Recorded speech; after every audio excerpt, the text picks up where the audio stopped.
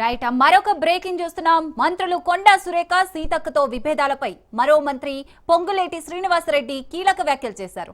శ్రీనివాసరెడ్డి అంటే ఏంటో అందరికీ తెలుసన్నారు. 70 కోట్ల కాంట్రాక్టు కోసం తాపత్రయపడే అంత అవసరం తనకు లేదన్నారు. మాస్టర్ ప్లాన్ కు అనుగుణంగా మేడారం అభివృద్ధికి 211 కోట్ల నిధులు కేటాయించామన్నారు. తన మీద సహచర మంత్రులు ఎవరు ఫిర్యాదు చేశారని నమ్మడం లేదన్నారు. తన మీద ఫిర్యాదు చేయడానికి అసలు ఏముంది అని ప్రశ్నించారు. సీతక్క, సురేఖ ఇద్దరు మంత్రులు సమ్మక్క సారక్కలాగా పనిచేస్తున్నారని కొనియాడారు.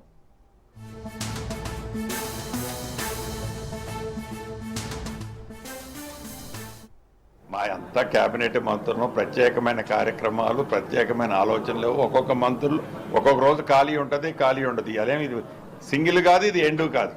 ఇక్కడ ఈ మంత్రి గారు, ఆ మంత్రి, ఒకరోజు నేను లేకుండా అక్కను ఇద్దరు అక్కలు వస్తారు, ఒకరోజు ఆ అక్క వస్తుంది. కన్వీనియంట్ ఉంటే ముగ్గురు అక్కలు వస్తాం. లక్ష్మణ్ వస్తాడు. ఇక్కడ ఏదైతే అభూత కల్పన ఉందో ఇది ఎవరు చేసినా దైవ కార్యక్రమం. ఈ ప్రభుత్వం యొక్క ఆలోచన, గౌరవ ముఖ్యమంత్రి గారి ఆలోచన, గిరిజనులు అభిమానించే ఈ దైవం కోసం చేసే కార్యక్రమం.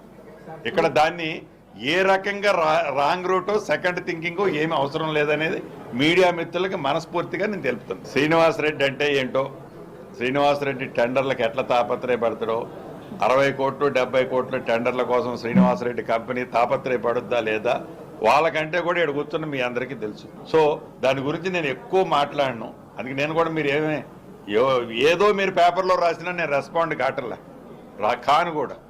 అంటే నాకొక్కటే ముఖ్యమంత్రి గారు ఒక ఆదేశం ఇచ్చిండు, ఈ ప్రభుత్వం ఒక ఆలోచన ఇచ్చింది, 100% దాన్ని పూర్తి చేయాలనే తపన మా సురేఖక్క కానీ, మా సీతక్క కానీ, స్థానిక పార్లమెంటు సభ్యులు కానీ అందరినీ కలుపుకొని పూర్తి చేయడం. దానికోసం నేను ఒక్కడనే చేసేది కాదు, వాళ్ళందరి ఆలోచనలు కూడా తప్పకుండా దాంట్లో క్రోడీకరించిన తర్వాతనే ఫినిష్డ్ ప్రొడక్ట్, ఆ దైవ కార్యక్రమం పూర్తవుతుంది.